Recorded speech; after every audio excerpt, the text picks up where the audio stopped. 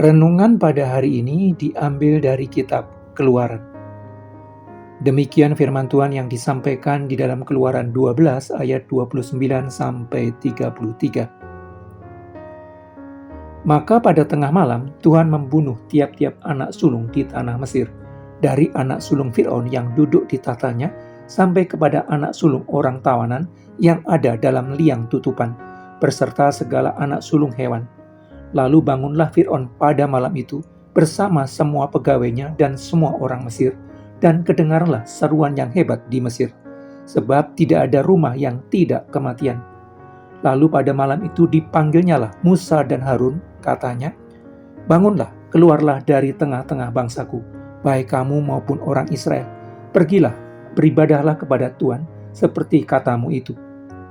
Bawalah juga kambing dombamu dan lembu sapimu, seperti katamu itu.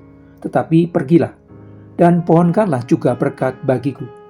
Orang Mesir juga mendesak dengan keras kepada bangsa itu, menyuruh bangsa itu pergi dengan segera dari negeri itu, sebab kata mereka, "Nanti kami mati semuanya."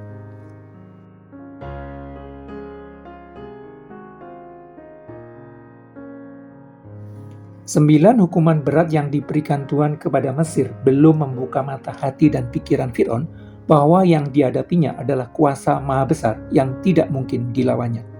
9 hukuman berat yang membuat orang Mesir menderita secara ekonomi, fisik maupun batin belum melunakkan hati Fir'aun untuk rela melepaskan orang Israel dari Mesir. Kerugian ekonomi yang akan dialami Mesir akibat hilangnya 600.000 tenaga kerja gratis menghalangi Fir'aun untuk mengikuti perintah Tuhan. Bahkan peringatan yang diberikan Musa sesaat sebelum hukuman ke-10 dijatuhkan tidak membuat Fir'aun merasa khawatir. Fir'aun tetap bersikeras menolak mengikuti perintah Tuhan. Maka Tuhan memberikan hukuman puncak kepada Mesir. Pada tengah malam, Tuhan menjalani Mesir dan membunuh tiap-tiap anak sulung di tanah Mesir, dari anak Fir'aun yang duduk di tahtanya maupun anak sulung seluruh penduduk Mesir. Bahkan anak sulung binatang piaraan orang Mesir pun tidak luput dari kematian. Maka jeritan pilu menyayat hati terdengar berbarengan di setiap kediaman di seantero Mesir akibat kematian massal dan serentak anak sulung orang Mesir, mulai dari istana Raja Mesir hingga rumah pegawai istana maupun rakyat biasa. Kematian massal anak sulung orang Mesir yang terjadi serentak menunjukkan bahwa ini bukan peristiwa kebetulan. Kematian selektif dan berbarengan menunjukkan bahwa ada kuasa maha besar yang membuat peristiwa memilukan itu terjadi. Setelah Tuhan menyentuh bagian paling sensitif dari manusia, kesadaran terhadap kehidupan dengan mengambil kehidupan yang diberikannya kepada setiap anak sulung orang Mesir dan anak sulung binatang di Mesir, baru mereka menyadari bahwa segala manfaat ekonomi yang mereka peroleh dan nikmati selama ini tidak akan ada gunanya kalau mereka semua mati. Segala keuntungan materi dari perbudakan yang mereka lakukan terhadap orang Israel tidak akan ada manfaatnya kalau mereka semua mati. Kesadaran tentang arti penting kehidupan itu diperoleh ketika semua anak sulung mereka mati bersama-sama.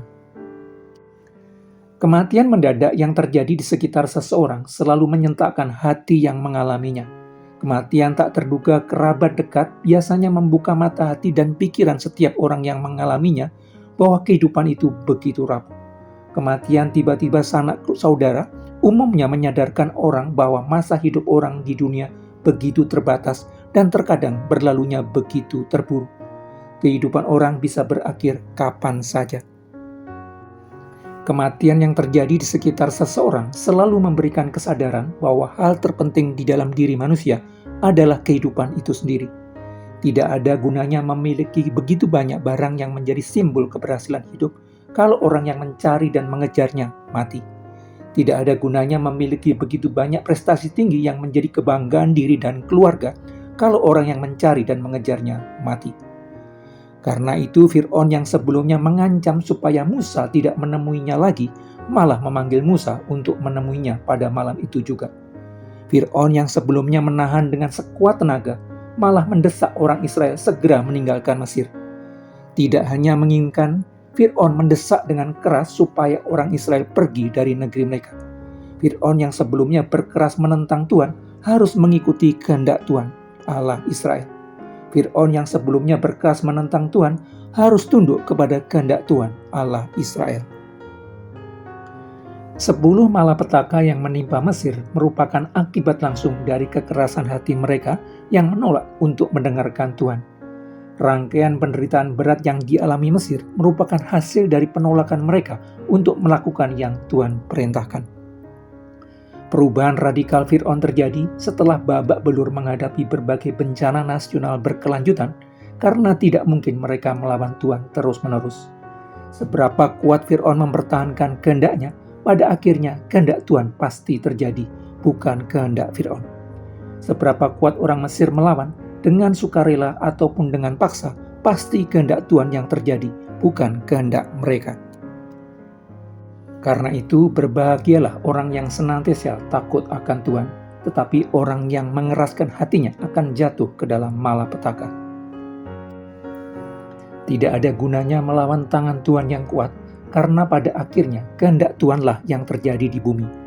Belajar terus untuk mendengarkan suara Tuhan dan mengikuti perintahnya akan membawa kita kepada ketentraman batin berkelanjutan karena hidup sesuai dengan rancangan damai sejahteranya.